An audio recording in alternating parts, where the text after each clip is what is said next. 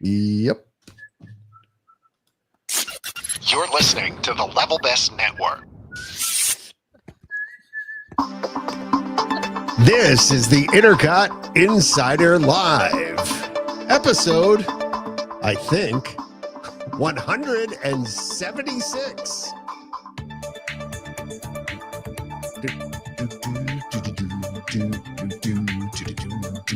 Every once in a while, I just like grooving. Yeah, I like it. Song, you know? We need like a remix. A remix. Yeah, if someone wants to When the remix bass it for it, drops. that would be awesome.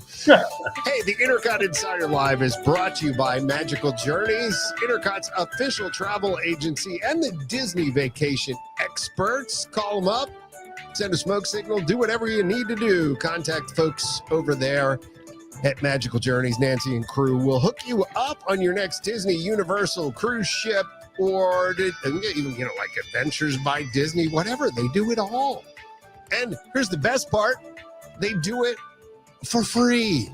You don't pay a dime. So contact Magical Journeys today and tell them INTERCOT sent you, longtime sponsor of the INTERCOT Insider podcast. Hi there, everybody. Still John here at the helm. And with me, I've got two of the best, Carolyn and Ian. There we go. Carolyn with her little flag, the senior Disney geek. Hi, Carolyn. Hi, happy May the 4th be with you. Yeah, May the 4th be with you both. Star Wars 5-4. Day. Although there's a little controversy. It's Dave Brubeck Day too. Oh my God. Because of 5-4 time. Anyway, all right, a little jazz thing. I didn't know that, but there were people who were like, it should be one, it should be the other. I'm like, I'm not getting into too that many controversy. people on the social media celebrating the Dave Brubeck Day. Well, you don't have the friends I have, apparently. They should. There's like 4 people and they all have neck beards. And they're all apparently connected to me friends. because I saw all the posts today. No one in my feed was talking about Dave Brubeck. So. I know. It was just, jazz, man. It's jazz. Hey, speaking of a jazzy guy, wait. There's the transition. Ian from down in O-Town or whatever town technically you're in. What is the town you're technically in? Windermere. Coming to you live from an empty garbage dumpster in Windermere with the echo of echo of the ages. This is true. Apparently someone stole Ian's good stuff. The Lord. Yeah. This wife broke my headset. And John is going to send Ian a microphone at some point. Complimentary headset. Your complimentary headset will be on its way. No. Next time I come down to Orlando, I'm bringing a headset or mic or both or something. Or, you've been on the podcast long enough. I feel like I owe it to you. Thanks, John. Yeah, right. What's your electronics store down there? Up here we have Best Buy. Do you have Best Buy? Yeah. Do people still go to Best Buy? I bought these at Best Buy on short notice. And they sound great, by the way. What are those? It's Logitech, and the Logitech. Yeah, I feel like they were like $14. Wow, that's pretty okay, good. Ian. The best $14 that I can spend will be sending you a nice pair of $14 I've ever headphones. Yeah, it'll be great. I swear. Nothing but the best for the internet. Nothing but the best for you, Ian. We go all out. We go all the way. Ian and I go all the way back to high school. Yeah. We didn't know each other, but we apparently we brushed elbows in the hall. Our trapper keepers bumped into each other. This is true. I love those things, man. Bud says, hey, good evening, INTERCOTees. Finally got here on time. Yeah, thanks for joining us, Bud. You and about 20 other people joined us at the start. Thank you. This is a good thing. Hey, good things. Good things. So, it's been a little while. Again, this has turned into, just in case you're curious, it's turned into sort of a monthly show. We used to have this vision that we were going to do it like weekly or bi-weekly or something. No, bi-weekly wouldn't be right. Is it, what do you say when you say every other week? Bi-monthly. Bi-monthly? Is that what it is? Yeah, because bi-weekly would be twice a week. We never thought that. No, no, that was ain't nobody got time for that. No, especially us. We thought we were going to do it twice a month, but it ends up being about once a month. And the reality is, Or once you know, a quarter. yeah, well, no, we Quarterly. try not to do that. So we try When was the last and time we podcast? Wasn't it right after Christmas? it was about a month, a Oh, little it over a was month. It was in He keeps saying that. March. It was right It- before I came and down. what from Ian March is break. pointing out that John has been very lax about uploading the audio portion of the podcast to iTunes as opposed to the video portion, which goes to YouTube, Twitter, and also Facebook. I may just not have been on the last one. I don't remember. Yes, you were. We talked about me coming down like a week later. Hey, everybody, say hello to Steve. Steve has Hi, joined Steve. us. Hi, Steve, Steve. you Steve's know. a new. Come on, Steve Steve. appears. You know I think, when we Steve, were are you a last new on. viewer? I don't remember Steve chiming in before. Good to I have don't know, you. but Identify Steve's got a Steve. cool bunny Yeah. puppet and a polka dotted shirt. I know. that I know, I'm can't digging. identify the bunny puppet. It looks familiar, but I can't. It looks very Muppety, but not. No, it's No. Anyway, yeah, you're just sorry if you're listening on the audio portion. Then Yeah. Steve, drop the name of your puppet in the chat. yeah, we would like to know. You Yeah, and Bud said bi-weekly would be right. Semi-weekly would be twice a week. I don't. Anyway, Steve's first time here. It's Steve, we're your going to first try time. not to lose you quickly Yeah. by Get on actually topic. getting into some topics. But we Let's should get on tonight. topic, set boys. false expectations for him. John. Let him know what he's getting into now.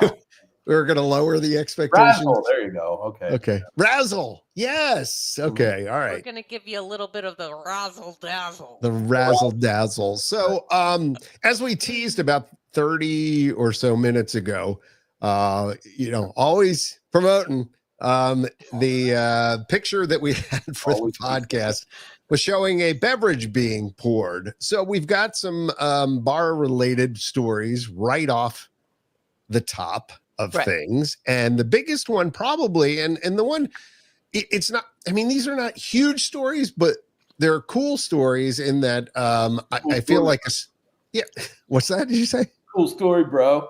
Cool story, bro. It's really cool. It's coming to Epcot, bro. Yeah. The space that has been behind Spaceship Earth, which formerly was a lounge, like a corporate lounge for executives, of sponsors of Spaceship Earth, and then I later turned into apparently a conference room and things like that. I didn't know that. I found that out. Like Epcot Cast would use it as a conference. Yep. Exactly. Is apparently being turned into a new bar. I can confirm that that's what it's being.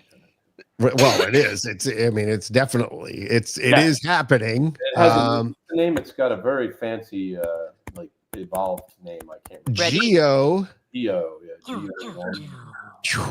Wait, hold on. Sorry. Wait, hold on. This just in. The name is Geo. Wasn't Geo a car brand for a while? It was. It was. Make like really terrible cars that nobody wanted to buy.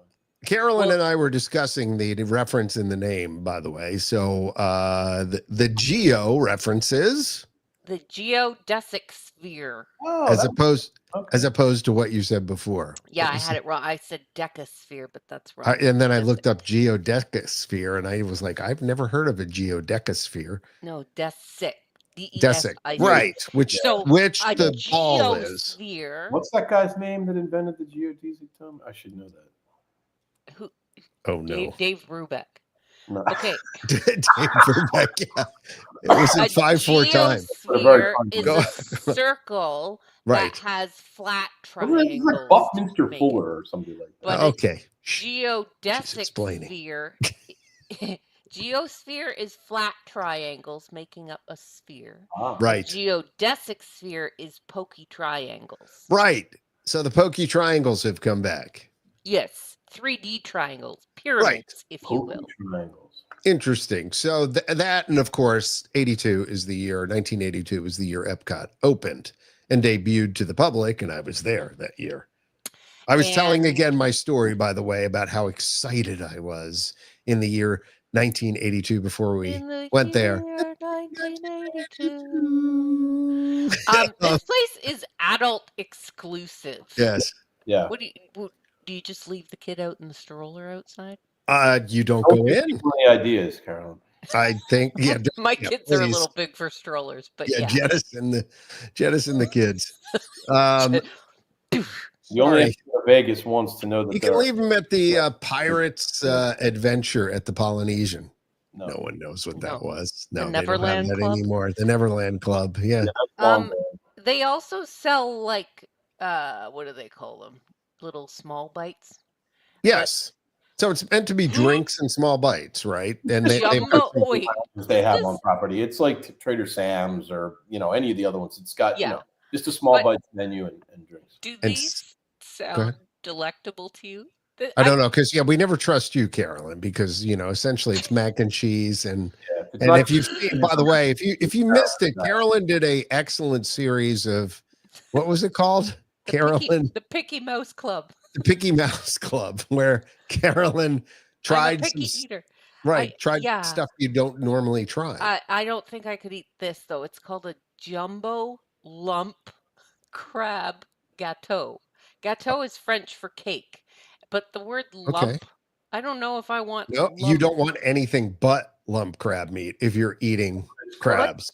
That's a type of crab, a lump crab. Lump crab meat essentially means instead of being like claw meat and Right. stuff like that, where they just sort of mince it out and meat from the rest of the body, they actually take it from the meatiest part of the crab and it's big chunks Big chunk of crab meat, which is normally you get like a steak with will have lump crab meat on the top of it. That's what right. for It'll be it's big chunks of crab. In It's a, the in a best crab there. gâteau, that's a cake. So there's Right, a it's crab type of cake. crab cake. Crab cake. Maryland. Yeah, And I then- mean, it's like a steak. I literally today had a crab cake. What the heck is it called? With the oh gosh, with the what's the boiled egg on top, and what do they call it with the hollandaise Poached egg? sauce and not Bernaise. That's sauce. the burn. Yeah, but you know what I mean. What is it? Benedict.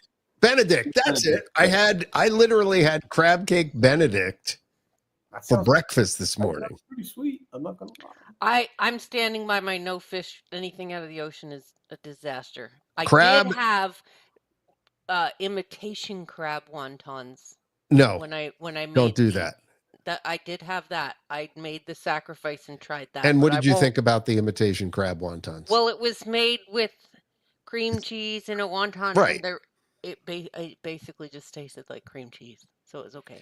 right. So It's my mind. I can't. so get you over by the eating. way ate fish at that point. It was not crab. What? Well, when they say imitation crab meat, it's fish that they flavor to taste like crab. So you definitely ate fish. No, Yes. I'm sorry to tell you.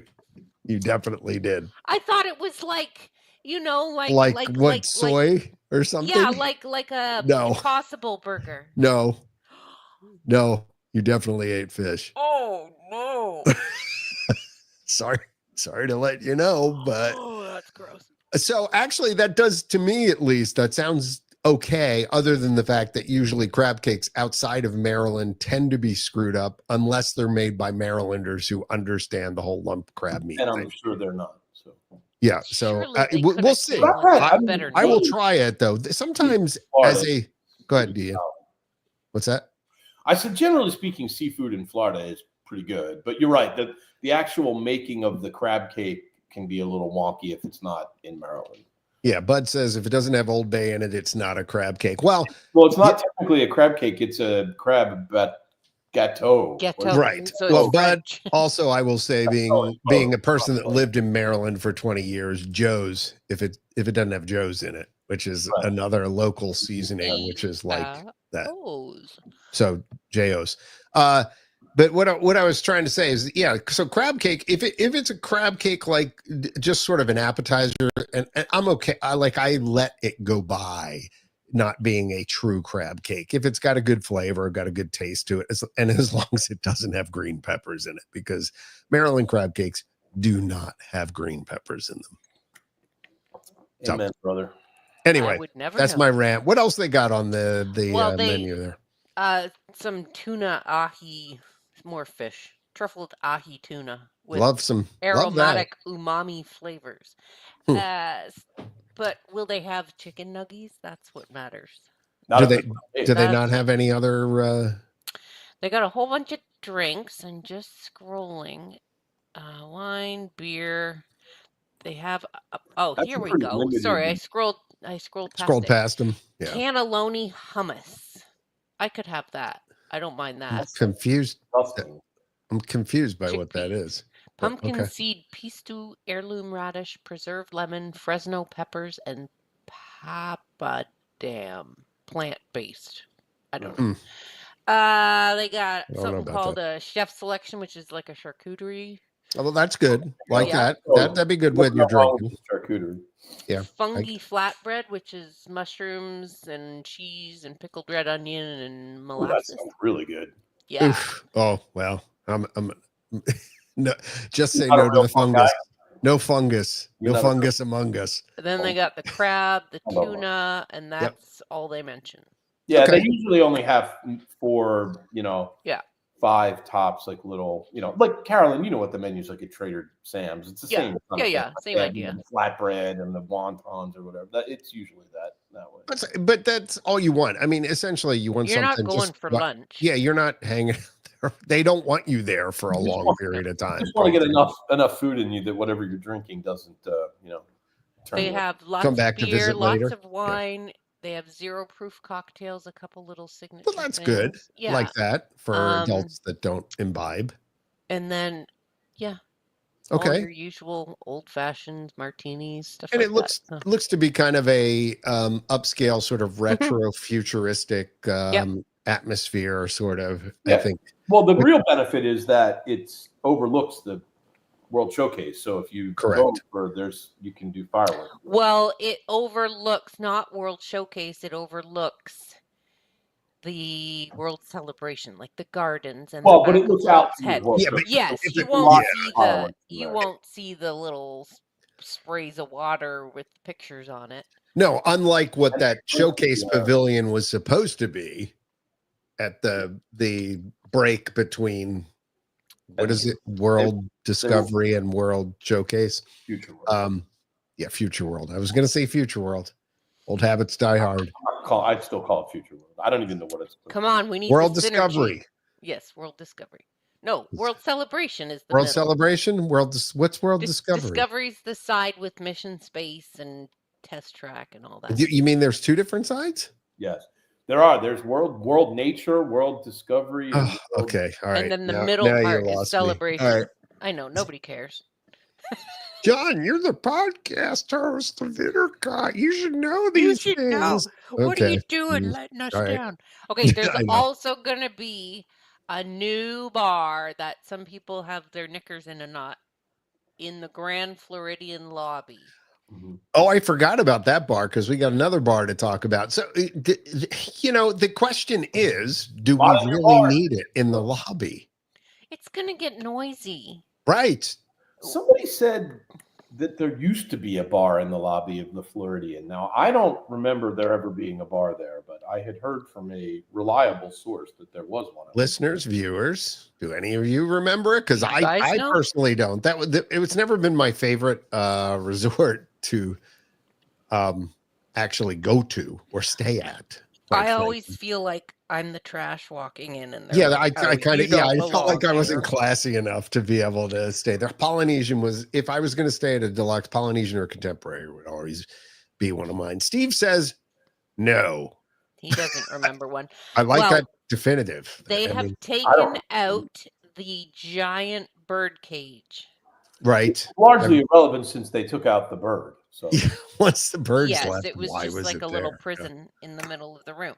But they've taken that out, but are somehow incorporating a bird cagey theme to this new bar. Will Robin Williams and Nathan Lane be in it? Probably not. Too soon? I just saw that.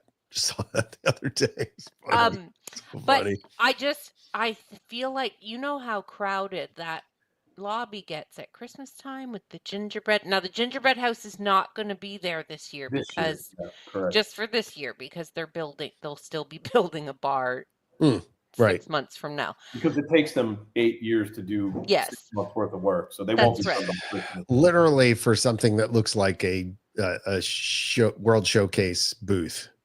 Like literally, they could almost just grab one of those and put it in there. Put it in there. Kind of beep, beep, yeah, beep, but once beep. you get like in the future, once that's back open, okay. So there's the gingerbread house, the big honking giant Christmas tree. Right. It gets crowded in there. And there's a bar right upstairs. Yes, that's what I mean. So a nice it's one gonna too. Be a noisy. I wouldn't want my room to be facing. And by the way, there's a bar out at the pool too. Yeah. And there's a bar. I mean, it's like, where isn't there a bar? Do we have to have a bar everywhere? No. Nowadays we do. I guess we do. Places they make their money on liquor. John, what was the third? Oh, that was the one that Ian mentioned, which the Wailulu. Yes. Yeah. So tell us about that. What? Yeah. What? So it's the new bar at the. I don't know. You guys are like not Disney people. Like you think. Well, we don't live there actually. I know. Like somebody who I'm also is not in Windermere. So I have no interest. This website called INTERCOT.com where people share information like this. But anyway. Really? They do? So the new Poly DVC tower they built has a new bar out back called the Wailulu Bar. And it's a really great spot. It's like basically right on the beach. If you think about the way the back of the Poly DVC is. Is it an outdoor bar or is it? Well, it's both indoor, outdoor. They're kind of like Trader Sam's is indoor, outdoor. Yes and no. More like Jock Lindsay, where it's more like Jock Lindsay's. Okay. Okay. Good comparison. So we ate there last night, and it's a great spot. We were right on the water, and so when the castle's right across Seven Seas Lagoon there. So when we could watch the fireworks show from where we were sitting. They piped the music in for the show. The electric water pageant went right by. So it's a really good spot to if you want to go, at nighttime to just hang out. Was it just a bar? Did it have food too? No, food. It's just like all the other ones. They have. Well, this one actually has a bigger menu. So it's actually got a real food. There's there's like a whole thing of apps. I mean, there's I'm not going to read them all out, but just as sampling. We got the grilled shishito peppers for an appetizer. They were very good. There is there's sticky pork ribs. They have wings, garlic shrimp. Our friends ordered the musubi, which is actually I don't remember. Is it a type of lump food? Lump food. Oh, you know what it is? Are you ready? What? It's glazed spam. Nice. Yeah, glazed spam. Apparently, it's a very popular dish in Hawaii. So I guess. Yeah, actually, yeah. I've heard that. Does anybody know what spam is? It's my daughter. It's canned. I know it's canned ham. Ham of some. But is portions it ham? I thought it was just like scrapple, but in a different. I think it's. I don't know. It comes I would eat spam pork? over scrapple. Would you? All right. I don't know. Scrapple is like spam. I had no mystery eating spam. But anyway, the reviews were very good. They ate the whole thing. They said it was excellent. The drinks were really, really good. I got the margarita, which was very interesting because it had it was. I'm trying to find the menu, the description of it. It was the hibiscus margarita. So I've had that in other places. Yeah, but this one they add cinnamon syrup to it, so it's red. And so, like a what cinnamon it does is, if you think like the way that a margarita is usually very tangy, it's got that very citrusy tang to it. Right. The cinnamon syrup sort of smooths all that out, and so it's like a much different margarita. It was really, really good. Actually, even my wife, who hates margaritas, tried it and she really liked it. Wow. For food, we all actually got the poke bowls, and they were really good. They were very filling. I mean, it was like a big full-size serving of food. So it's a really great spot. That's going to become my new favorite just because bar. it's at a DVC, you don't have to be a DVCer to go there, or do you? Well, so Yeah. Are you being sneaky? So, no, well, here's the thing, right? So Disney does not make it easy when you live locally to go to their bars. It can be very challenging. Generally speaking, the rule is if you want to go to one of the bars in Magic Kingdom area hotels, you have to park at the Magic Kingdom parking. Generally, except for now recently, apparently as of a day or a few days ago. That's what they told us. Yeah. That if after 2 p.m., Yep. if you want to go to one of the bars at the Polynesian, you just tell them you're going to the bar and they will let you in and park. I will tell you that I have had mixed success with that. Some people will let you in and other people say, nope, you got to park at Magic Kingdom. So, can I give you a tip? Yes, sure. Which is usually if you valet. Well, you might think that. But no, they normally and they didn't let me in at all. So. Well, I've been there, so I'll just share my experience in the past. Again, this is it's not golden rule kind of thing. I have better luck with the valet, but it's inconsistent. Is the point that I'm trying to make? Yeah, where like a conference like Gartner in October comes in and takes over massive amounts of resorts in sometime in October.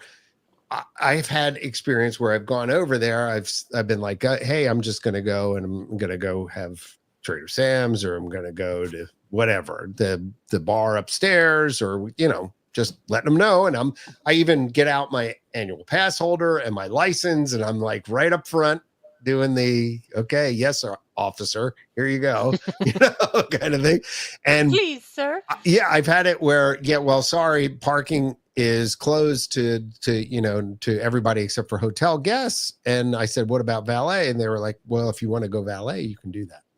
Yeah, that works sometimes as a backup for sure. Yeah. Now, so if you're willing to spend the extra money. Server at the Wailulu bar that they had just changed the policy. Yes. And that they would allow you in after 2 p.m. if you wanted to go to the bar. So try it out. Now, do you park at the normal Polynesian for that bar, or is there a separate parking lot? You park at the normal Polynesian. You can't, as far as I know, you can't get into the DVC portion of the Polynesian unless you have your DVC resort. There's like a gate. There's nobody there working. There's just a gate that you have to swipe your card for. But you can walk from the normal. Yeah, it's a very short walk. Okay. Yes. All right. Yeah, you just pop right out the back of the resort, and it's it's basically right around the corner. It's a great spot. Next time you come down, Carolyn, instead of going to Trader Sam's, we should go check that place out. Yeah, I would like that. Let's stay on the food and the drink topic. If we're talking fancy schmancy, Victoria and Albert's, they got a Michelin star. Is that a big deal? They got their Michelin star renewed. They've had one. Yeah. They've had it, but I mean, it's a big deal to keep it. Yeah, apparently, I mean, it means you're one of the top restaurants in the world. But they have 1 star. I was watching a Michelin star. Yeah, the reason I say this is because I was watching Ocean's 13 today. And okay. And Al Pacino, a few years old, by the way. Yes, it was. Yes. Okay. And Al Pacino is the owner of a casino, and he keeps calling it like the 5 Diamond Award. I've gotten the 5 Diamond Award. Well, that's AAA. That's AAA. Now, is a Michelin? Is there a 2-star Michelin? No, you either have a Michelin star or you don't. But yeah. I think and is this the Michelin that is like actually the big fat roly-poly tire man? Like, yes. Why does the tire man care if you have a fancy restaurant? Because they used to publish a Michelin guide to tourism, to inspire people. Much like, by the way, Mobile also did that. The Mobile travel guide that Papa Yaglinski used to live by. Like triptychs, like CAA, AAA triptychs? Kind of. Yeah. Okay. It was the same kind of a thing. And as part of that, they rated, it just seems weird that my truck tires are going to tell I know, me it does seem weird when they do that. Every time I see the Michelin star, somebody getting it, and you've got the Michelin tire guy show up. It's it doesn't seem fancy enough with like. It kind of brings it down a little bit, but he's very. That Michelin is a French tire company. Michelin. Yes. Michelin. Michelin. So, I mean, they are, right. They are French. Sorry to our French listeners. The cuisine Apologies. Okay, so that makes sense. Well, then that's good that they still kept their star. If there's not like a level 2 star or a No, 5-star or I anything. don't believe so. I think you are either starred or you are not starred. Okay. Yeah, All right. Well, I that's think good. I think And that's the case. Yeah. By the way, I wish somebody could help me out with this because I've been looking online trying to find it. I was at La Cava del Tequila just while we're wrapping up mhm, all of our Did you drinking grasshopper? things. yeah. What's that? Did Yeah. you use grasshopper? No, I got a new a drink I had never heard of before or whatever, and it had like paper clipped to it like a little hot pepper, and it was some sort of spicy tequila or mezcal and things, and it was really good. And I've been looking up the drink Maybe it online was to see like it, and it a must be something special of new. the day. I don't Sometimes know. I think they sometimes have like just a rando drink of the day that's not on the menu. I wish I could find it, but I went to look, and I've looked at like 10 different sites trying to find it, and it was fantastic. So if you think about it, it's something, and it's got like a name that implicates, and I didn't realize it, that it's a little bit spicy. And then it came with the little pepper on it, and it actually was really good. It was a good blend of smokiness and spiciness. But we just went there the other day and had a few beverages. It was good. Ian, Really did good. you ever try the jerk chicken that nearly melted my face off? I did not. No. No, but I would like to actually. Never again. No. No. Well, what you think is I hot? was like, yeah, what I think is hot, I'm a very big wimp. So yeah, you'd probably like my husband would gobble that up and be like, No, "Oh, I've it had was ghost fine." peppers and stuff like that, Yeah, and no. Carolina Reapers, and Like if I'm gonna yeah, have no. some chicken nuggies tossed in sauce, it's honey Nuggies. garlic. I love when you say So, nuggies. so Uh, yeah. Anyways, I just wanted to see if you ever got over there.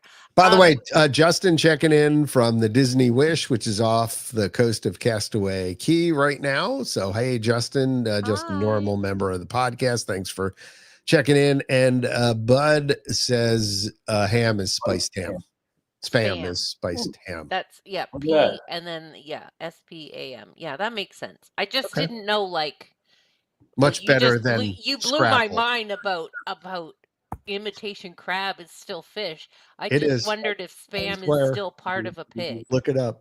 Okay. Anyway, moving on. Oh, Moving- anyway, we're gonna move You ate way a past fish, that. Carolyn. Oh, my life is ruined. Okay. Well, one more food thing. Yeah. Free Disney dining plan for kids. Okay, that's huge. When you buy one for your adult. Right. Yes. Right. So The- they're what- not going what- full free Disney dining.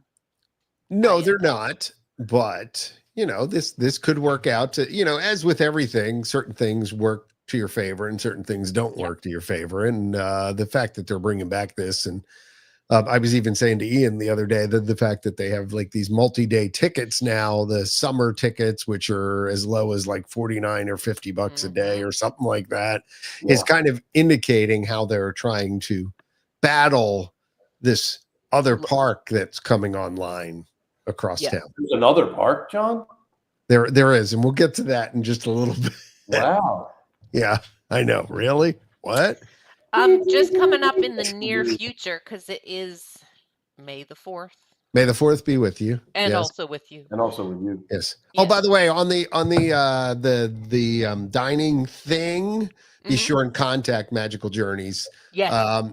If you book with them, they can discuss all the options with you as far as whether this makes sense for you, if there's other promotions that come out. And by the way, cool thing that they'll do is if you have an existing reservation and something comes out and you're discount worried like, code. oh God, does this apply to me? Do I have to rebook or whatever? Nah, they'll work with you and they'll get it all done. Honestly, I just get an email being like, hey, guess Right. what? A new coupon code came out. And we applied You it for you. saved 10% or whatever, and then Yeah. we've already applied it. That's the They're great like, thing "Oh, about crap, not that's having to amazing." track all that kind of stuff Yes. if you have somebody that's good. So anyway, sorry to interrupt. So no, that's okay. So it's May, so we have It is. It's gonna be May. It's gonna be May. It's May now. And Right. so we have two cool things. So this Right. weekend, as in right now, today is Sunday. So this weekend, Typhoon Lagoon reopened, which is wonderful. This But is a small miracle. Which is what Not a is small miracle. It's a medium-sized miracle. medium. Medium. Medium. So, as we all know, for the past forever, Yeah. it's been either or. Blizzard Beach Well, will be just open, since and then COVID. it closes, and then it goes to Typhoon That's only Lagoon. been since COVID. Before COVID, they were always both open all the time. Yeah, but that's Yeah, 5 years That's ago. been 5 years. Well, I mean, I hate to say it. That's half a decade. You're right. That is 5 Yeah. years ago. I know. So right now it is just Typhoon Lagoon. Yep. But starting May 21st, so Mhm. that's less than 3 weeks from now, It's they're gonna coming. both be open All summer long. all summer long. And Typhoon Lagoon is doing their H2O glow after hours parties again, which are fun. You get to go swimming and wave pooling, and it's all lit up with colorful lights. You know how I nighttime am at the Disney dying to parks do are this. fun. They have like cool music Yeah. playing, special food and drinks. There's a dance floor, all that kind of stuff. You know how Disney likes a dance party. We do. We do. So that's May 21st is when they're Okay. both open starting for the summer. And And then sorry, go ahead. I'm gonna interject here. Hopefully, I was talking to our Disney rep, and there is a chance that we may get invited to that. So if we do, we're gonna actually be able to experience that firsthand, and it's something I've never done and Well, always wanted to do. I want to try and do it too. Yeah. Really? The water Okay, I'll parks keep that in mind. The water Mr. parks Mitchell? always seem to close at like 5 or 6. Yeah, like dinner being time. there at night just sounds Yeah, kind of cool. It's like Carolyn said, like, night swimming with the lights in the water and everything. It's Yeah, really cool. and Yeah, don't that kid would be yourself. interesting. In the middle of July and August in It's Florida, hot. it's still hot It's at still- nighttime. You don't need yeah. the sunshine. I know there've been It times where I've come back. 85 degrees at like 10 p.m. So Well, Yeah.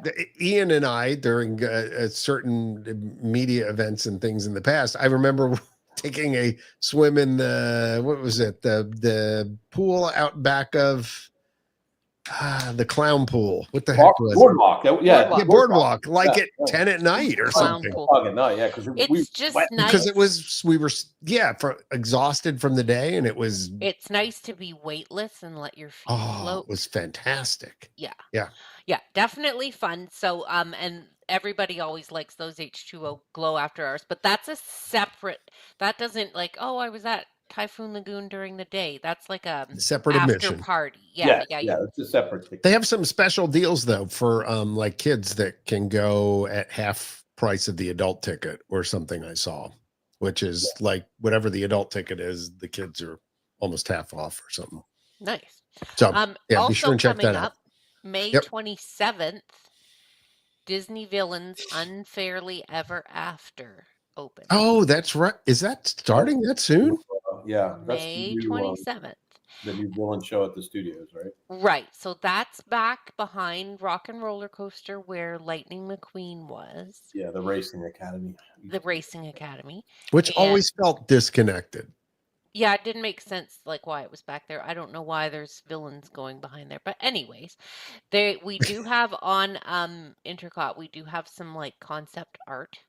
Mm-hmm. But it's like a live action show, so all the bad guys like Captain Hook and Maleficent and all those It is baddies come weird. out. Like, I found it very strange that they did this, like, because they're building a whole villain land in the Magic, Well, and there's really no villains in the studio, and it's in like over by like Rock and Roller Coaster.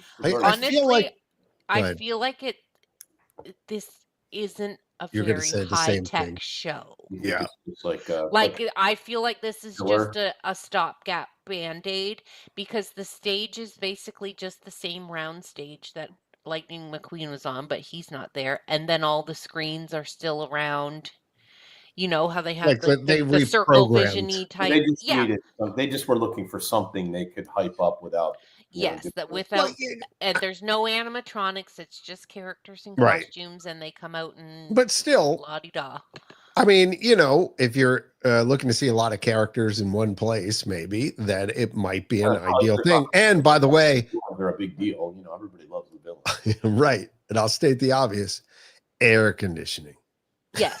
You know, Now- sometimes it's all about like when you're sweating out there and it's like, well, I can go sit for I about just 30 wanna sit. minutes Now, the Right. good news is at a if bar you and we're good. if you well, but that's an adults only GO 82, Oh, so you sorry. got to go here with your kiddies, which they Sorry. would probably like. But Sorry.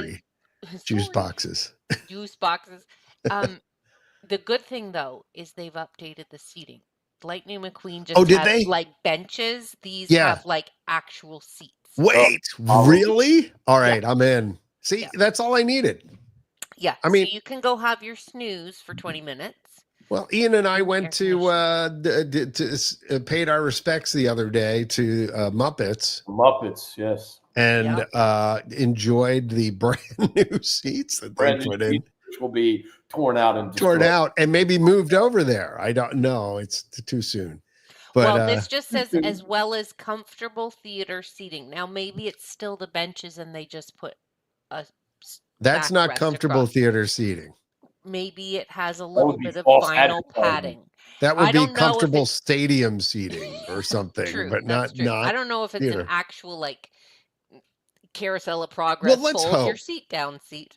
You know what? It wouldn't take a whole lot. And actually, that was one of my big complaints about going to see the Lightning McQueen thing was sitting on those essentially little league benches. Yes, because I need to put One of my something main against my reasons back. why I don't like Phantasmic. Right.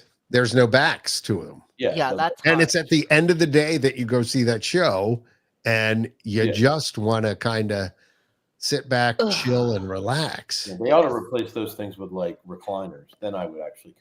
Lazy Boys. You know Sponsored what? by I don't Lazy have the Boy. movie theaters now. You know. You know like, what? Yeah. Have a somebody club comes around, section. Somebody comes. Yeah, there you go. I like that. The John. DVC Do a club- annual pass. Or skyboxes. Yeah. That would consider them. Intercot. For INTERCOT Phantasmic. Consulting. Yeah, there you go. I think Okay, that would be I fantastic. have two other things, and then I want to hear all about your Epic Universe trip. Okay. Well, you So- can hear about also Mama Melrose too. Oh yeah. Oh, yeah. Okay. Did you guys go to Mama Melrose? We did Yes. 'cause we figured, that one's closing too. So we did like Yes. a farewell tour of the Muppets Corner. Yeah.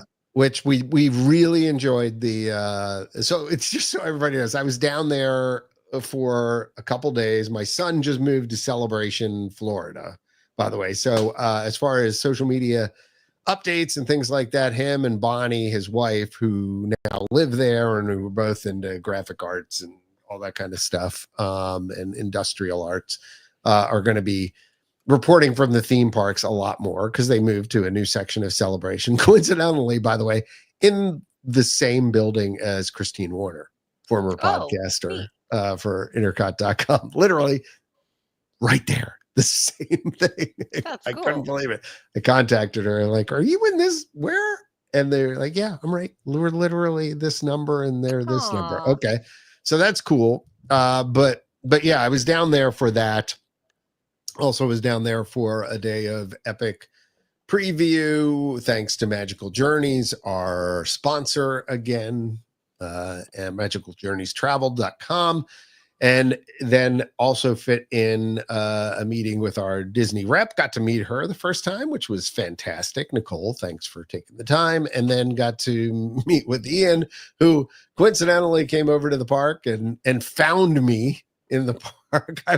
John was like mystified by this. He went to the He told me he was meeting her at Starbucks.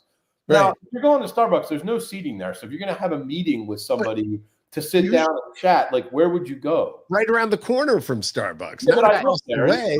there. So I mean, I knew you had to He be just- one of the He seating just showed up. He's was like, like, hey, John. I'm like, Ian, hello. That He little tracks used to be you. like, where starring roles used to be, like Yes. Right. It was right over there. Which It's right there. I figured you'd go. Which is a look. great place, by the way, to Shade. have a meeting. No, it was Yeah. hot. Look for a little shade. So yeah. It was like, Ian, hello.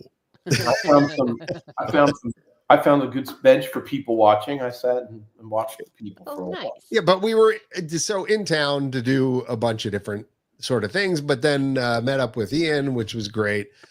because he's local and was off that day. And we went over and paid our last respects to the Muppets, did, all the way through the pre-show where we laughed at the jokes we always laugh at. And then mocked ourselves as being the two old guys, Stadler and Waldorf. Yeah. Because we always kind of are in real life. Laughed at every one of their jokes, then did that. And we can't, you old fool. We're bolted to the seats. We're bolted to the seats. And then headed out of there, and we're like, we should get some lunch. And where do you want to get lunch? And then we were like, well, why don't we go to Mama Melrose? And they fit us in. So they did, yeah. That was nice. my thoughts on Mama Melrose was it wasn't as good as I remembered it being.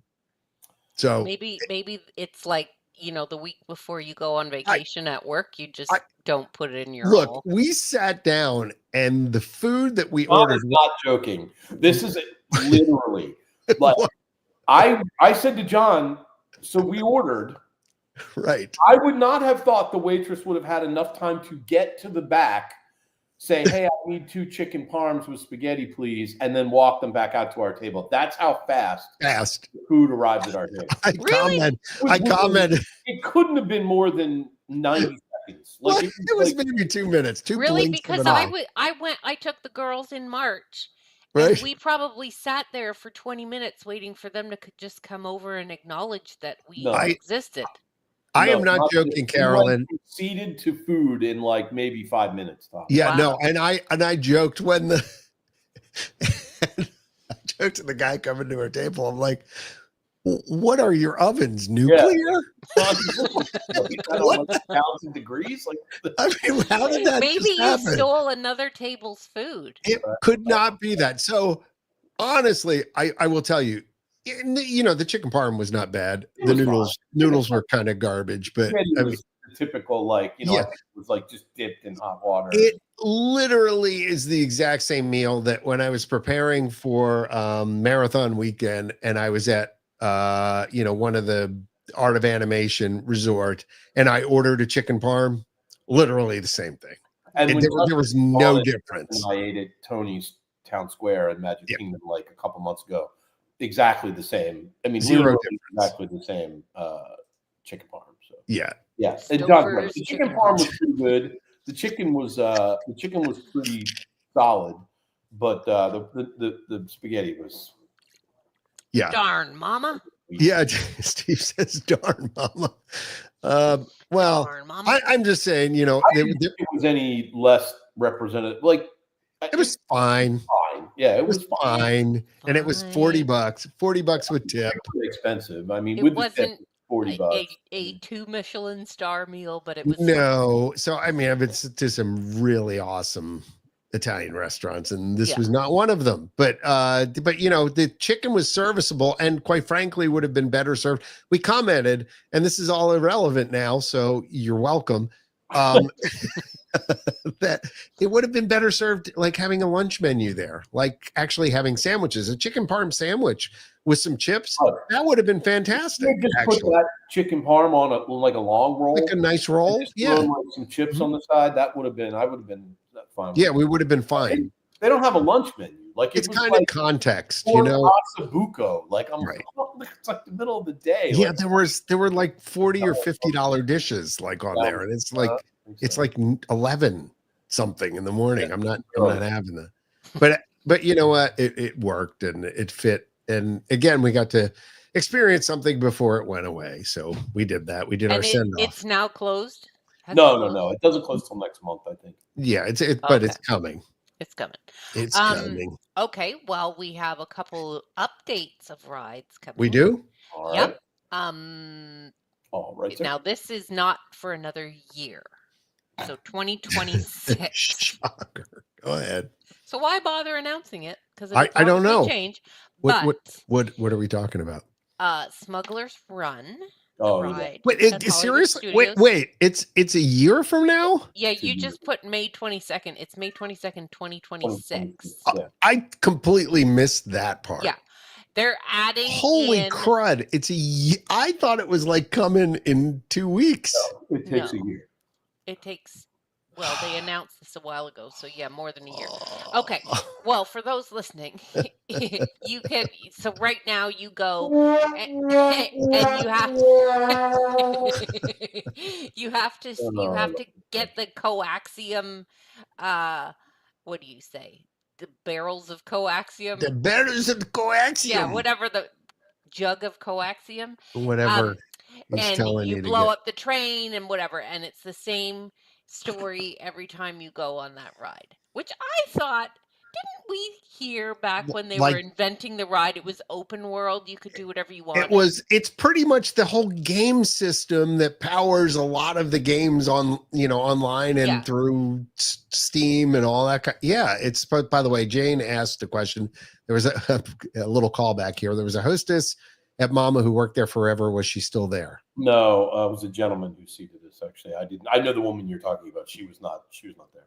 Not when we were there. But to your point, Carolyn, yeah, it was literally, they developed this in cooperation with NVIDIA. Yeah, but it was going to be all open world, like right. Grand Theft Auto. You can if I want to go up into space, I can go into this building. I can go over here. What did we get? We got the same ride every single time. Which makes it boring. It does make it boring. I would really like it if I could just not go for the coaxium and just take a leisurely tour around the neighborhood in my spaceship. Yeah, the galaxy, if you want to. Make everyone in my ship angry. Or at least I only went on that thing once, and I was totally underwhelmed. Quite frankly, the way it was designed. They moved Star Tours over here, and it gave it a different film. Or actually, it felt like they blended Star Tours and Mission Space. Here's your little job, and we talked about this before, Ian. It's fun for the two people that are in front, sort of, even though it's the same thing every time. But for everybody else, the jobs that you're given and the fact that you're turning sideways to do them, it's like, okay, you're not paying attention to what's going on. No. Forward. So what they're going to do, because nobody ever wants to be the engineer, because basically, like, at least the gunner, you can go do and spam the button and like blow things up. Right. The engineer, it's like, oh, you have to fix this thing. Just push this one. Press this button that's blinking now. It's boring. So it's the same thing they do on Mission Space. Launch the thrusters. I know, but at least there's like other things to do besides one stupid thing.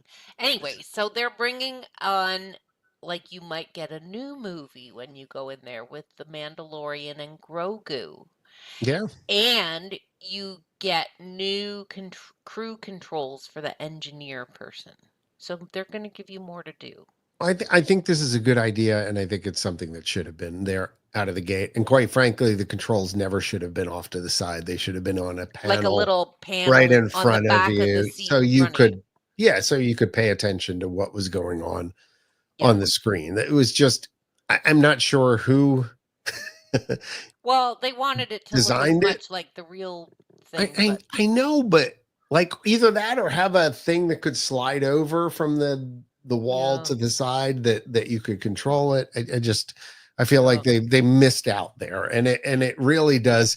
Like, if you get stuck with those jobs, it's like, quite frankly, even now, if you've been through the ride one or two times, the whole forward, up, down, and then one person left, right is wonky. The coolest thing is that you get to go hyperspace. Pull that thing. This is true, but I think multiple missions, open world design would make it a much more desired ride. Yeah, agreed. Well, so why are we looking at Ian's chin right now? I don't know.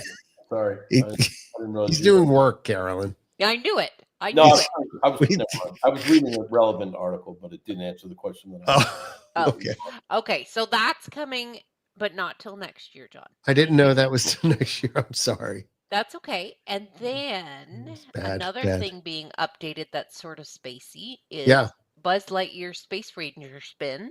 Yeah, I forgot they had announced that, actually. Yeah, I've seen some of the demos. It's going to close this August and reopen in a year because it takes a year. You get new handheld blasters with improved accuracy and feedback, redesigned ride vehicles, and video monitors for scoring, and interactive targets that react when hit. And there's a new I've show seen scene that. with some character named Buddy. Buddy? Yeah, I don't know what Buddy is. Well, he's your buddy. He's my buddy. He's everybody's He's buddy. a friendly buddy. But it looks like he's in you know, Monsters. right now when you play the game. Yeah, pew pew. It's mounted. You can't pull it out. Yeah, so they're going like Men in Black. Yes. Well, Disneyland. Or Disneyland too. Yeah, same thing. Yeah. I'm gonna hold on. Can we try? She's gonna share. You can share. We try something? Yeah, we're trying something. This is new. This is all new. Wait. Carolyn was so excited before the podcast that she was able to share stuff now via our streaming platform. Present. And we're failing. Share. No, I don't want to share my screen. Okay, talk amongst yourselves. Okay, we can do that.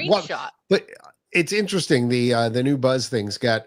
So I saw it where people were hitting the targets and they respond. It's not, and it like, I think it's almost like a video screen type thing instead of just being a target that blinks or whatever, or something happens. Oh, wait, hold on. I see it now. Hold on.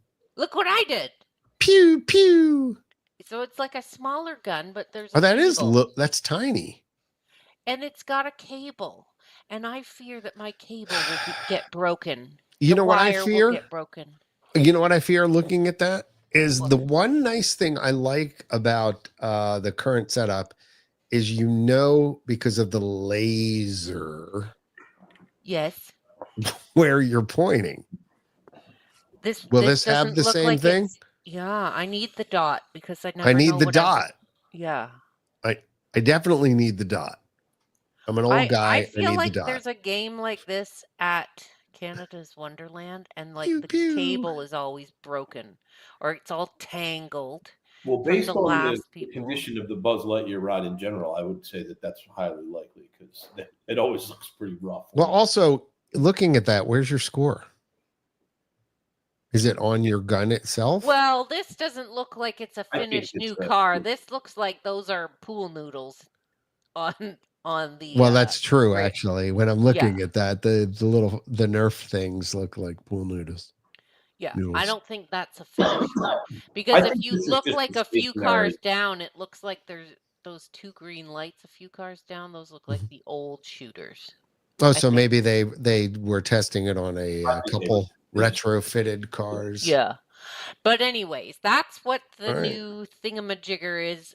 So from August this year until August next year, you'll have to wait for your Buzz Lightyear fix. So it basically it's going to be closed. Yeah. So long. Time to open Stitch across the way because I'm sure that doesn't work anymore. That hasn't been open since 2018. They need a good dusting. Like, that thing doesn't. Has it really been that long? I think so. Yeah, I think it closed. It closed a long time ago. Yeah. Oh yeah. It turned into like a meet and greet for a while. Yeah, it was a meet. Now it's just nothing. Yeah. No. Yeah. Well, that's disappointing. That's all I have. Another giant. Want to tell us about your adventures? I'm eager to hear about it. Adventures, John. Was it? I can do that. Now Ian gets to go and do work while I'm doing this. No, you got that TPS report for me there? Got the TPS. Yeah, how's those TPS? We're using a new cover sheet. Yeah. On the TPS. Did you be sure and use the new cover sheet? I'll go ahead and get you another copy of that memo. Yeah. Did you get the memo? Yeah, did you get the memo about the new TPS cover sheet? So, all right. So, on, I guess it was, Thursday. Actually, Wednesday drove down there. I'll start by saying, from Hilton Head, which is a 5-hour drive from Universal Orlando, or a little bit over 5 hours to the Walt Disney World property. Not a bad drive at all. As long as you time it so that you're not in rush hour. Right, yeah. Yeah. As long as you time it so you're not in rush hour in Jacksonville or Orlando, then you're good. And I managed to do that, basically leaving at around, I think 7 to 8. I think it was 8 o'clock that I left. So it was not bad. Not a bad drive at all. Made it down there in good time. Did about 33 miles per gallon. I'm in the car. Woohoo! Is that Rocking good? and rolling. It's What's pretty that good. in kilometers? I don't know. Double it and add 30. Right. I think, right? Sure. Isn't that how you do it? 2.2, right? Isn't it 2.2? I don't know. A tank of gas is like 700 kilometers.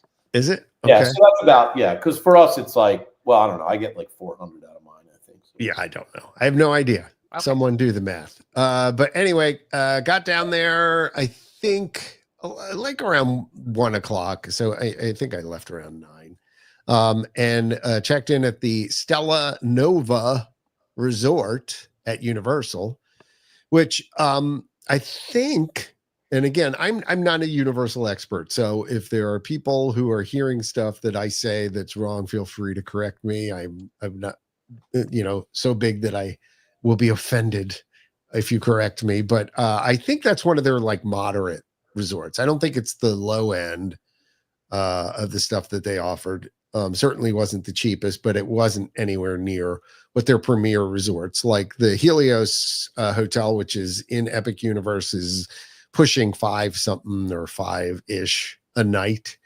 This one was in the 2s, which seemed pretty reasonable for me. Basically, Nancy says, thank you, that Nancy, our travel specialist, owner of Magical Journey, says it's a value resort. Really? Well, that's even why it was so cheap. That is even more surprising to me because big. It did not feel like a value resort. I would have put it like one. When I saw it, I said right away it looked like kind of a moderate. Yeah, and so that was the feeling that I got. Thanks, Nancy, for chiming in on that. Because it really felt like a moderate resort, and really nice, new, of course. Very modern aesthetic. Couple beds, TV, nice workspace, couch, little table in case you wanted to set up a laptop to be able to do a little work. Not really set up for work per se, but that's cool. I get it. And bathroom, shower, decent, separate vanity from the commode and the shower, which was a stand-up shower. So we've got a room walkthrough on intercot.com, and you can also see that on our TikTok channel as well, or not intercot.com. It's actually on our socials on Facebook, and you can see it on tiktok.com. I'll try and get it up to YouTube shortly. So actually, after staying there, I stayed there from Wednesday through Thursday and then into Friday morning. Really enjoyed that. Oh, what are you screenshotting? Okay, just to give an idea of where it is. Where the heck is it? Okay, well, that was what I was getting to next. So literally within walking distance to the front gate of Epic Universe. It was no more than a 7 to 10 minute walk. This map, because not even on the Orlando website, the Universal Orlando website, they don't show where Epic Universe is located, and this is Google Maps. I don't even know where it is. Epic, yeah, I know. This is one of the things. So, do they show Stella Nova? No, on there. No, really? They don't have that on there yet. No, because they had it on. They had it on maps. I navigated to it. Cabana Bay, Stella Nova. No, it's so it is on the other side of the highway. Yeah, it is not on the same side of the highway as the other 2 theme parks. So, and they've just completed some roads and things like that going back there. But literally from the front door when I came down. Oh, it's down near the bottom. Sorry to interrupt. It's down. Okay. Yeah, I can't see it. It's not on this screenshot because. Okay. Well, then we're gonna move the screenshot off the screen. Yeah, it's down at the very bottom. Anyways, yes. Okay. Keep going. No, so the point being, the theme park, didn't open until is it 11? I feel like it was 11 and 10 o'clock for guests of the resort. So literally got up, I wake up at 7:30 every morning, have plenty of time to go down to the lobby, and they've got like a Starbucks type place there that serves Starbucks coffee and croissants and all that kind of breakfast food. Got my hookup of my Starbucks, got my hookup of my breakfast pastry of choice, and went back up to the room, hung out there for a while, and then at about, I guess, 9:30 ish, I headed out the door and headed towards the entrance to An Epic hour and a half Universe. early. Well, you get in an hour early because you're a resort guest. So Right. I was shooting for the 10 o'clock opening, went there at around 9:30, figured I'd be about 10, 15 minutes early, and that would be good.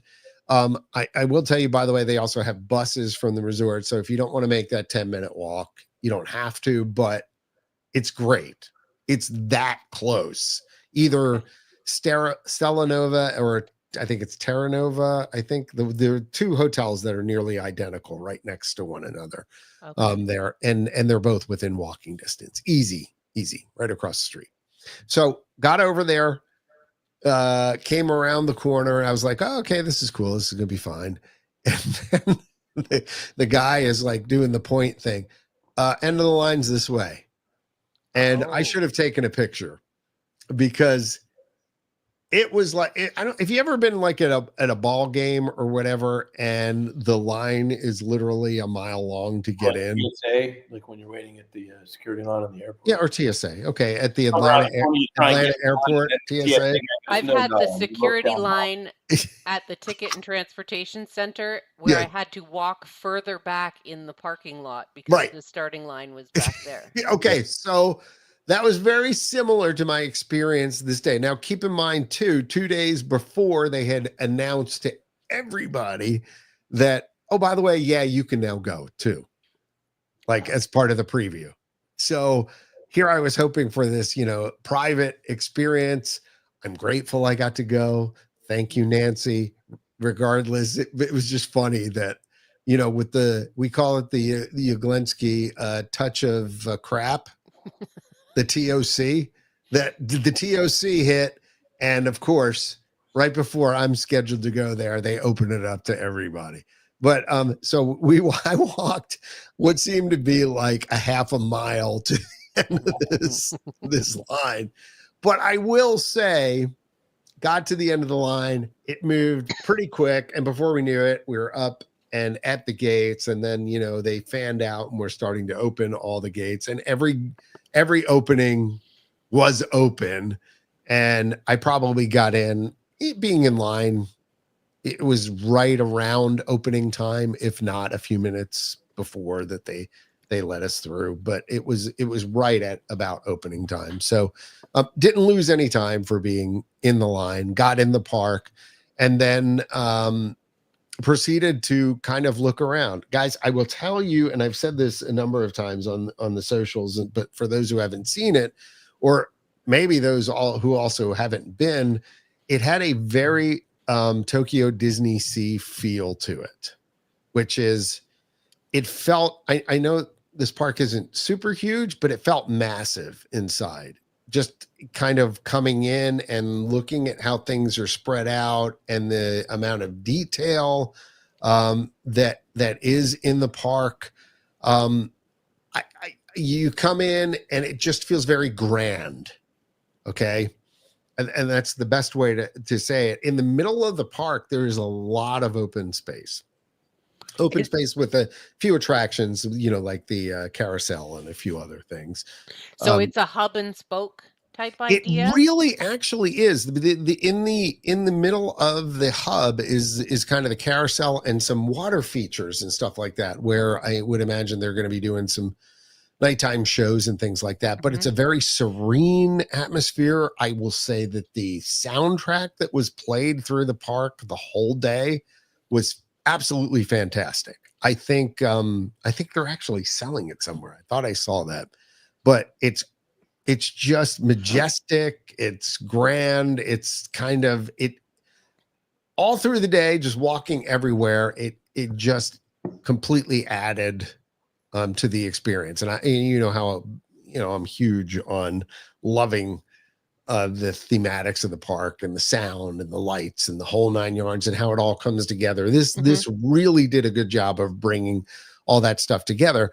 And, it had kind of that sort of retro future sort of feel to it that is sort of timeless, that's never gonna grow old, sort of that Jules Verne sort of thing coming through the good. portals and things like that. Like, it's just it's not, it says it looks amazing and like France. Michelle, a longtime listener of the podcast. So yeah, basically it's hub and spoke. It's got this center area, which makes the park feel uncrowded. Okay. Even though it was starting to gain some crowds because of the previews. And I've heard that the crowds are scaling up and things like that. But then you've got portals into the different areas, and the portals are kind of like what you see in the picture here. Or if you're not looking at this, then, check out some of our social media stuff. You walk through at like an archway that maybe has some effects and things like that in it. John, I'm looking at the Universal website right now. That center area is called Celestial Park. Yes. That's the middle area. And then it branches off from there. It's kind of the middle part of the park. And then also it goes off into a section you can see in this picture a little bit. There is that roller coaster that is right there, which, by the way, holy crap, it's good. What's it called? Oh, can you look that up? Yeah. It's something racers or something like that. Yeah, basically, I know, and everybody's been talking about it, and now I can't think of it. Let me tell you, I felt like being on that half of my time was out of my seat.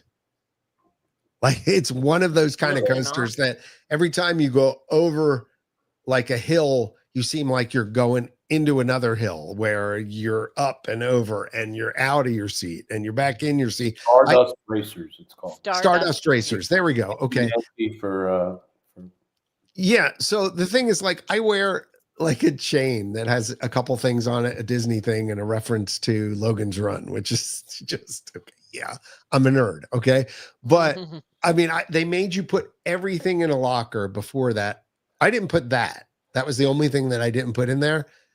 I was being like, in the face and the head and the chin. No. It was coming, and I couldn't believe it. And because of that, I didn't enjoy it as much as I would have. You were being attacked. I was being attacked by my own chain. But that kind of shows you how you were doing so much air time that it literally, I kept putting it back in my shirt and it kept coming out. Like, and that does not happen. It was the craziest thing ever. Hey-o.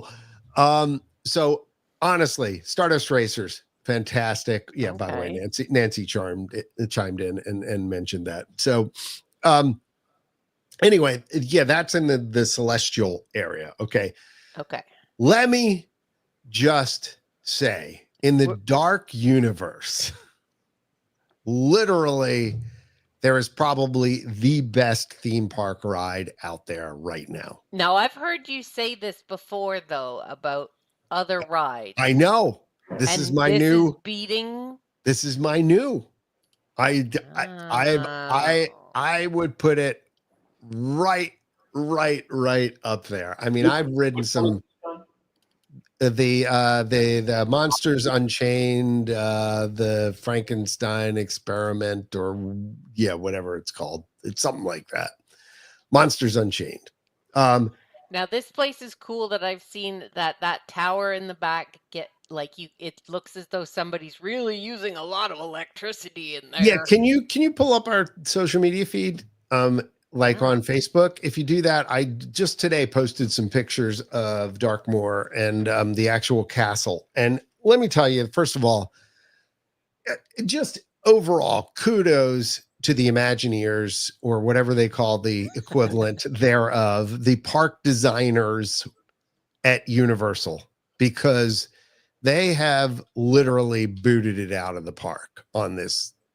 Like the level of detail equals the Japan parks where you've got Tokyo Oriental Land. What is it? Oriental Land Company, I think, that runs the parks and owns the majority share of things over there. And those are amazing. Okay. And I'm not going to lie. The Tokyo Disney Sea still is my favorite Disney park ever.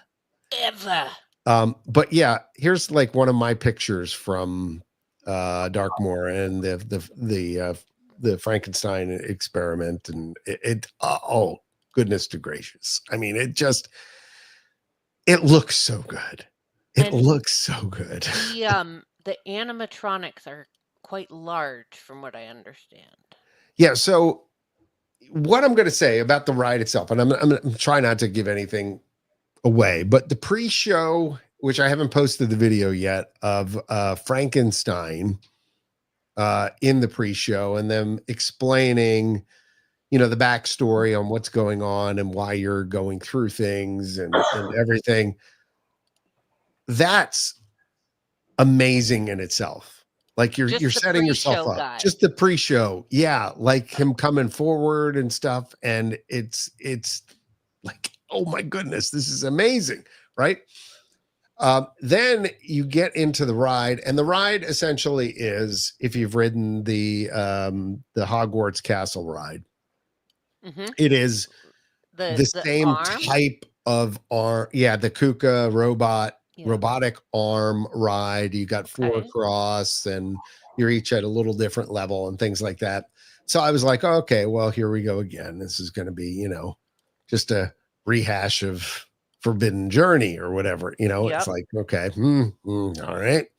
And we take off. I lost count of the number of audio animatronics that are in this ride. I was in awe. There were so many. I like that. And the scale of them, some of them were huge, like amazingly huge. At one point, there's one hanging from the ceiling as you're, on your back in the ride car, because it moves you forward, backwards, around every which direction, and you're looking up at it, and it's coming and grabbing at you and stuff like that. There was a Dracula in it that is like, I don't know, 3 or 4 times the size of a regular human being. Really? That's I floating. didn't know they were that huge. Floating in the air. It was stunning.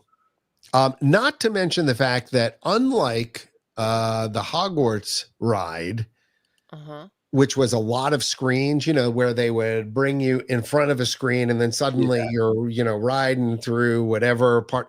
There was like none of that. There really was none of that. There were screens, but they were high def screens that were, part of the story, but they didn't put you in front of like a motion sim in front of a screen. It's just in the background. It's part of moving you from set to set and things like that. The physical sets were amazing. The audio animatronics were amazing. It was literally just killer. I can't even begin to describe it, except to say, if you can at all tolerate that type of ride, go on it. And I will say, it also did not feel as motion sick because it didn't have those sim elements to it. The putting you and trying to sync with what's going on the screen with your car. It didn't give as much of the motion. I'm not saying there's not motion, because there is. Okay. And those robotic arms can do everything that you'd expect them to do, including, like I said, putting you almost on your back. Yes.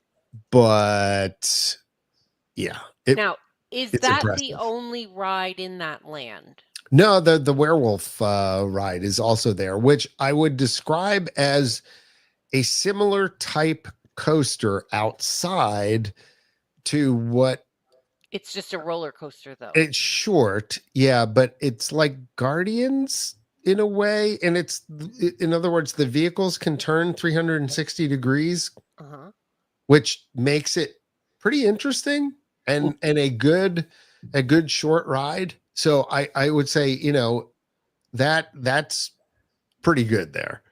Other than that, had a burger in Darkmoor, and the restaurant that was there that was again among I honestly one of the best theme park burgers I've ever had, which is And crazy. they have a lot of characters. Like that picture before was of the Invisible Man. Man. You mean this one? Yeah. So he was out there. Yeah. So that was another cool thing about Epic Universe, which is that they have a lot of, as Disney would call them, streetmosphere kind of characters. Yeah.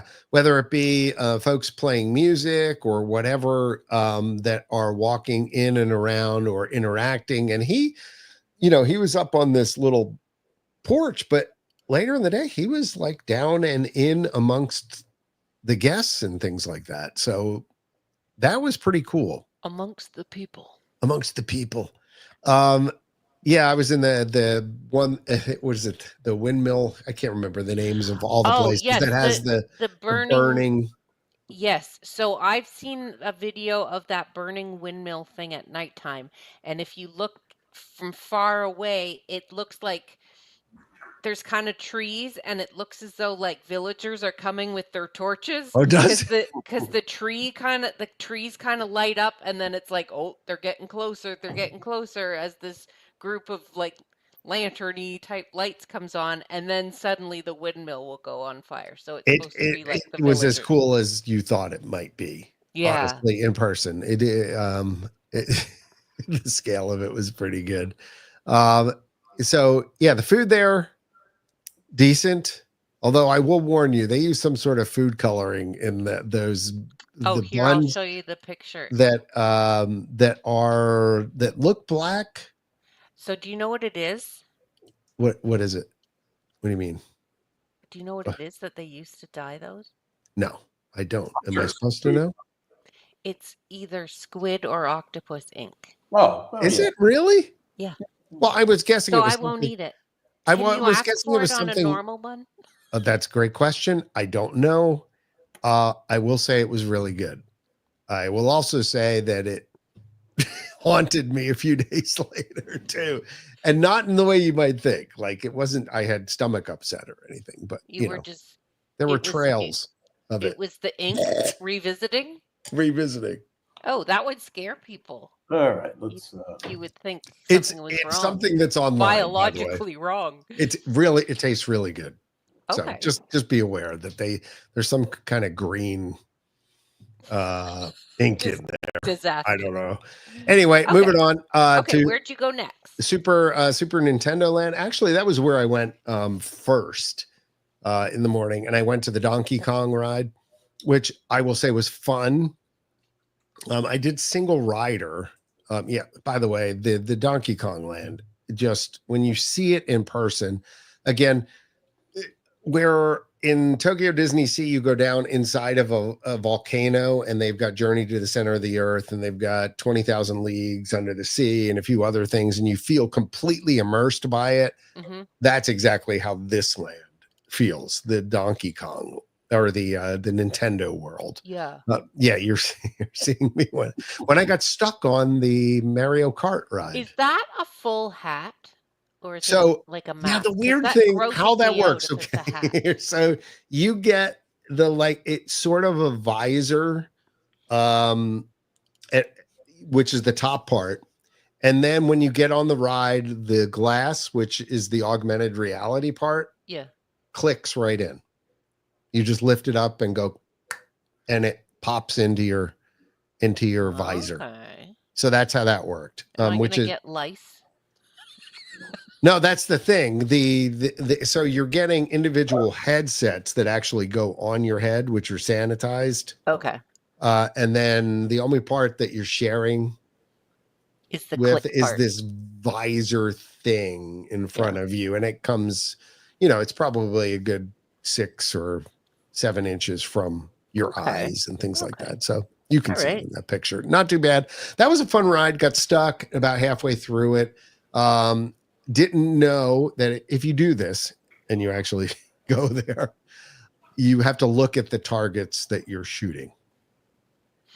So you actually knows where your eyes are. It's like you aim by looking at what. Correct. Yeah, and then you press the pew pew buttons to be able to shoot it. I did not get red turtle shells and green turtle shells. I did.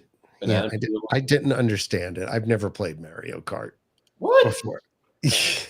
Yeah, well, you've never seen It's a Wonderful Life either, Ian. All right, so way cooler than It's a Wonderful Life. Thou who lived in glass houses shalt not throw stones. Okay. Anyway, beyond that, the Donkey Kong thing was good. It wasn't quite as good as I thought it was going to be with the jump in the track and stuff. I was in the second row and it didn't feel as real like that was happening as I wanted it to. That said, good ride, had a couple good twists and turns to it. The slow moving ride at the top of the land, Yoshi's thing, is if you don't get time to do it, don't bother.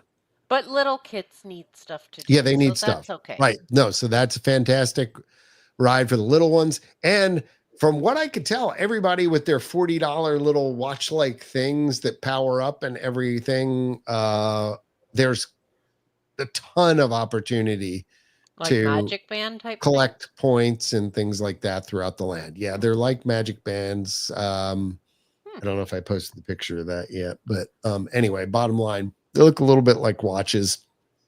Again, you can do stuff, you can interact, you can power up, all that kind of stuff. That's cool. Throughout the land. Yeah, so the kids are going to have a ton of fun going through that land. Beyond that, the Harry Potter land, I will say the virtual queue system is an absolute fail. I heard it was bad. Yeah, crap. It's getting pretty bombed. Yeah, it's garbage.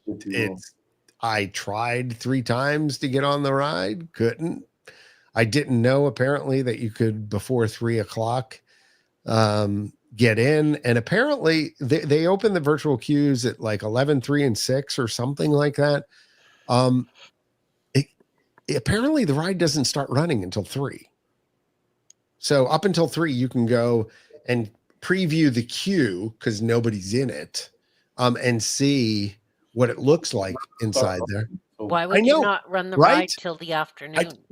Technical previews. I don't know. Oh yeah, maybe it's just because it's on a technical. I don't know. But as far as I'm concerned, like during early entry, that's one of the things I wanted to do. Like the whole day. Yeah. I had no opportunity to do it. So that ended up being a little bit disappointing. And then the fact was I tried to do the actual show that was in the land, which you can see in the back of this picture, sort of in the background. And that was at capacity. So literally I did nothing in that whole world, which was very disappointing because probably of all the stuff I was looking forward to that the most. Although in retrospect, everyone tells me that the Monsters ride is the gem, the best. Yeah, but the Harry Potter ride is good. It's good. So yeah, I mean the theming again is great. The area is fantastic. Detail is great. It's France, yes. France. So it's the it's Fantastic Beasts. So it starts in Fantastic Beasts and then takes you to London. To the Ministry of Magic. All right, so Isle of Berk was the other area. How to Train Your Dragon. There was at least 3 separate rides, and I think a show back here along with food. I got on the coaster here, which was good family coaster. So there's 3 coasters, if I'm counting. Right? No, there's a over to the left-hand side, you can kind of see it like this. Yeah, there's one here. There's the sort of. No, I'm saying in the whole park. Stardust Racers. Stardust Racers is one. You said there was one. A werewolfy one. The werewolf. Yep. And this one. And this one. Yeah, I think that is that I think that makes sense. Yeah, 3. Okay, so they're like, their attractions are like actually real attractions.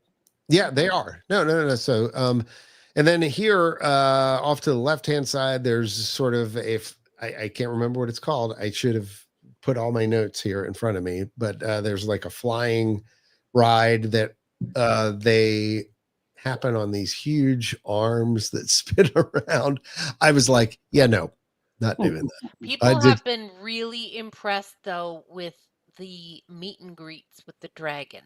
See that, and again, I had a day there, and it's just me, and it was hot. And by the time this was like one of the last areas that I made it to, so I was like, okay. They have some. I've heard it, and I've seen it. Animatronics that are static, like there's the big dragons. Yes. But then they have what do you call those little Honda robot doggies that? Yeah, the doggy. Well, the like the military robot. Yeah, thing. like police stations or whatever. Yeah. So they have that, but they've outfitted it on top with like the skin of like dragons, so the dragons can walk around, and the man will say like, "Oh, you sit," and then it'll sit like a dog, and it'll do tricks. It's very impressive. People are loving that. I will say, all throughout that land, kids are going to love this land because kids and adults too.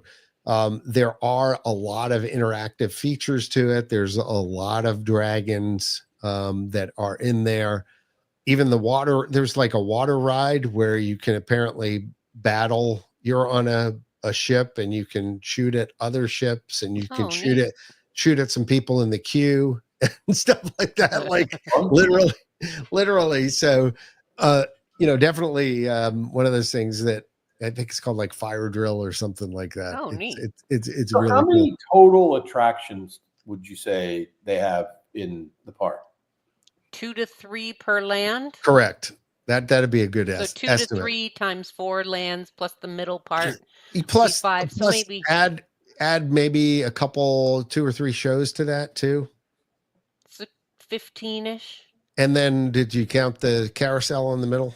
Yeah, if that's okay. All right. Land, then I mean, because like if you want to compare. So this park would essentially be the equivalent of Hollywood Studios for Universal, right? It's their 3rd theme park. Correct. And, Hollywood Studios has like, I don't know what, like maybe 9, 10 attractions, maybe. Yes. So this one has more, more. And definitely more than Animal Kingdom. Sounds like more real actual rides too, right? Like if you want to get right down to it, like from a rides standpoint, Studios has. There were things that were definitely worth doing more than once too. Like that roller coaster was worth doing more than. I didn't get back to it to do it more than once.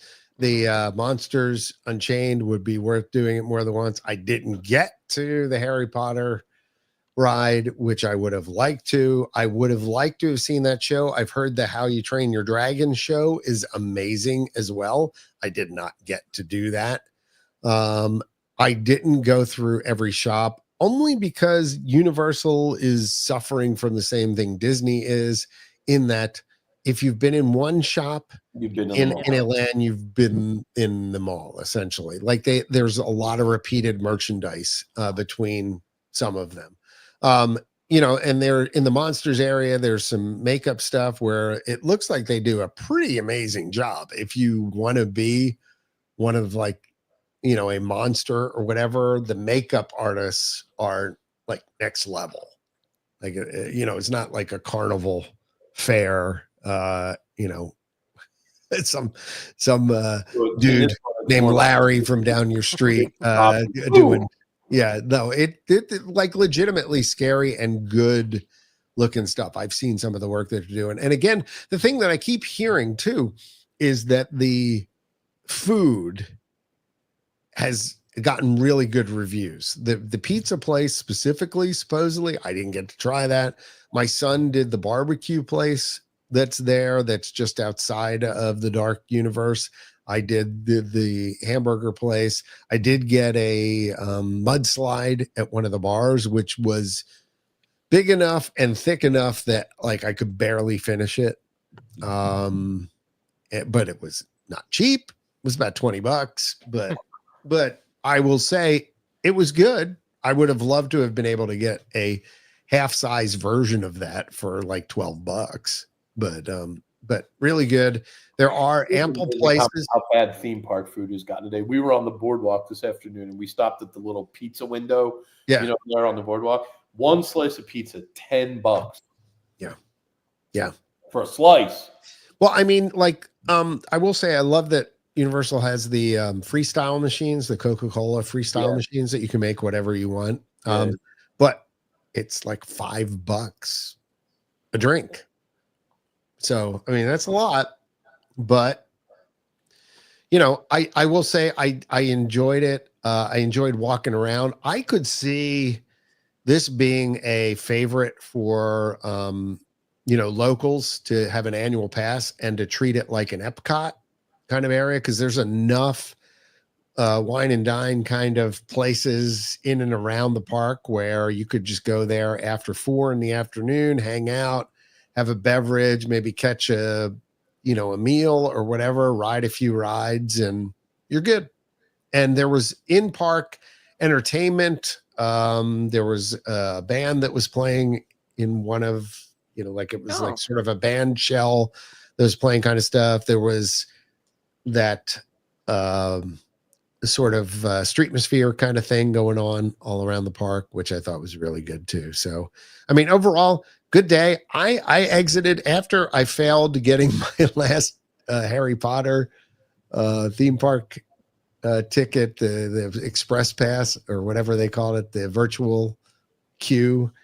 I was like, I'm done. I'm like tired. And that was from being in the park from 10 a.m. to about 6 p.m. I was finished. I was tired. I walked around. I did about 17,000 steps. Yeah. It's a long day. Yeah. So it was a long day. Be John. Yeah, back in the days when we would open and close the parks. I know, and I waited in a lot of lines too. Yeah. Like, I mean, yeah, it really did. I think the longest line I waited in was about 35 minutes or so. Not bad. No, it wasn't. It wasn't. Although I will tell you, there were times where using single rider, I should have just waited in the regular queue because I think the regular queue was actually faster. Oh. Well, there's a little tip. Just saying. So, but it was nice after my day being in the parks then to be able to exit out and 7 to 10 minute walk. And I was back at the resort. That'd be like staying at the Contemporary. You could just walk back. Yeah, you could literally exactly the same thing. Yeah. Walking about that distance. The nice thing was on my way out, there happened to be a bus that was packing up and getting ready to go. So I just rode that back really quick. Oh. And it was like a 2 or 3 minute bus ride. Even better. Yeah. So highly recommend. Kudos. A huge thank you to Nancy at Magical Journeys for allowing me the privilege of being there and being a Universal partner and being able to help them out with social media and things like that to be able to see the park. And I'm glad I was able to share that with you. But I would say definitely go check it out, see what you think, and report back because the theme park wars are on, baby. I mean, like seriously, they up the game. I anybody who's said Universal isn't Disney. Well, after seeing this park, they need to get on it. It's a pretty darn good job. I was very, very impressed. It rivals some of the best work I've seen Disney do. So that's which is, by the way, from kind of a long time ago. Whenever Disney Sea was created.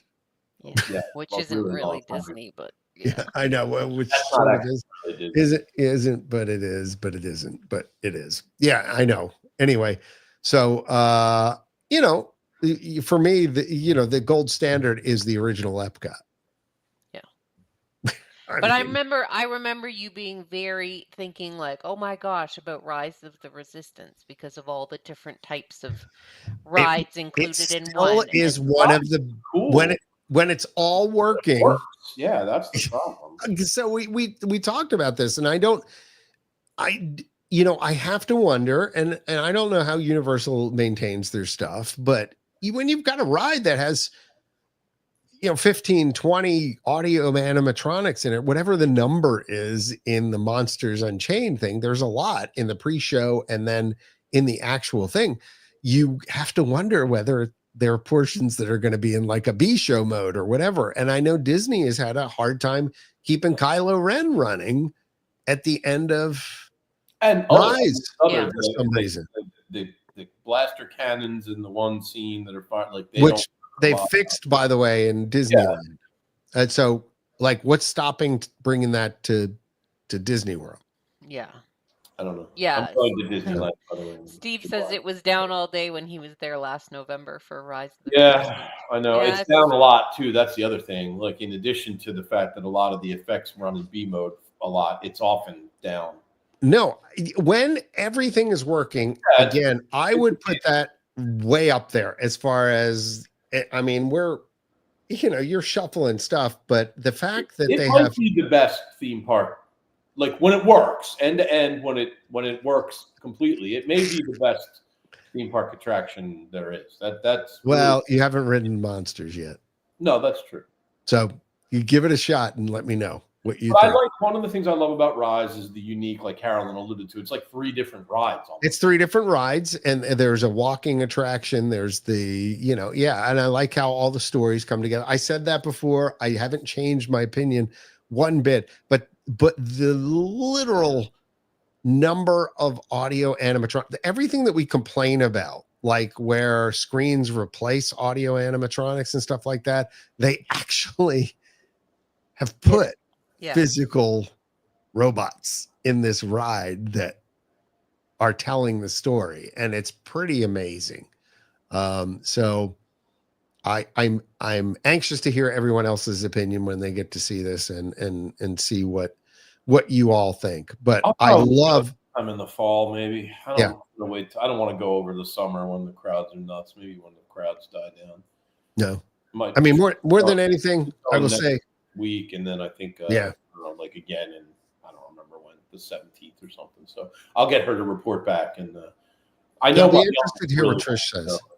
Yeah, does she go on higher end thrill rides and things? Yeah, okay, she loves Guardians and she'll go on them. Okay, all right, cool. So it'll be interesting to hear what she says. But then the thing is, I love the fact that they're kind of like, here, look what we can do. Yeah. I love that. I love competition. I love what it does and what it drives. And I look forward, hopefully, to when we get some of the new stuff coming online in a few years from Disney. That's wildly optimistic.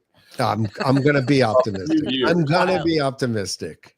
What was the last? Took them 7 years to do the Epcot transformation. So we'll see. Yeah, it'll be interesting, but I mean, I'm not expecting to see anything until 2030, probably at the soonest. Really, I'm thinking 2027, late 2027, 2028. We'll see. I have to live long enough to see the change. There's no way. 2027 is 2 years away. Not a chance. Well, 2+. I mean, they've already started on clearing ground and things like that. So yeah, but they're not even really clearing the actual park. Ian, it's shovel ready. What's that? We've got the shovels ready. Shovel ready. Yeah, shovel ready, right. I drive by there every day. Trust me, there ain't no shovels. No, well, you know what? I do hope. Though. Look, with all of my being, I hope that the Dark Castle, the area, the Villain's Land turns out as well as I think it can. And I hope that what we see over in Darkmoor and the Dark Universe and all of that will drive them to make it a little bit let's contextualize this for just a minute. Here we go. Universal just added an entire new theme park with 15 new rides. Right. Disney is adding not a single net new ride. Maybe one. I might be wrong on that. They might be adding one, but I think they're replacing. Was looking for something. Replacing. Well, yeah, but they're getting rid of Muppets, so then that's still net 0. Yeah. Yeah. Yeah. Yeah. I lost my crickets. I used to have. It's net So there they are. Chirp, Hold on. chirp, Look, chirp, now chirp. look, to be fair to Disney, the 2 attractions they're replacing in Magic Kingdom are by far not e-ticket attractions, right? Like we're losing the Riverboat and Tom Sawyer Island. So like, Well, that is true. they're not, But they're capacity rides. Yeah, they are crowd suckers as far as the riverboat goes, especially. But my point is that the biggest problem with Disney, we get it, is the lines, and they haven't done anything to help them, except offer the ability to pay an outrageous amount of money to wait in slightly shorter lines. That's the only thing they've done. Ladies and gentlemen, send your email to Ian Mitchell. Mitchell at intercot.com. Ian at intercot.com. Right. So, anyway, the bottom line is I hope that, what do they say? Rising tide lifts all boats. Yeah. We need a cola wars. Yeah, no, I think that would be good for the health of the Orlando theme park ecosystem. And to Ian's point, more capacity is a good thing. So if they see a drain of folks going over to Universal now because there's 3 parks, like you can actually spend a whole vacation there, right? Oh yeah, sure. I mean, easily. As a local, I'm really hoping over the summer, Epic sucks up a lot of the Disney crowds, people going over to check it out, and tightens up the load on the Disney parks over the summer. That would be or maybe you should just start going to Fun Spot America. That's true. Yeah, let's do that. Or SeaWorld. On the 192. Busch Gardens. All right, we are over time, John. Yes, we are. This is true. Yes, we ran a little bit long tonight. We try and keep this to 90 minutes sharp. So, did we cover everything? I think we did. We did. Wow. We did. That was Good very job. impressive. Very impressive. So, again, thanks to our travel partner at Magical Journeys, magicaljourneystravel.com. Be sure and check them out. Have them plan your next vacation. It costs you nothing. Nothing, honey. Nothing. And they do a heck of a job. And they've been with us near all of our years being online since 1997. Is that right? Yeah. Yep, that's right. This is what, year number 28. 28. 20 coming. Well, in October it'll be year. Yeah, in October. Technically. But yeah. Oh, 2 years, we got to plan the 30th. that's true. We got to start planning our 30th anniversary. Yeah.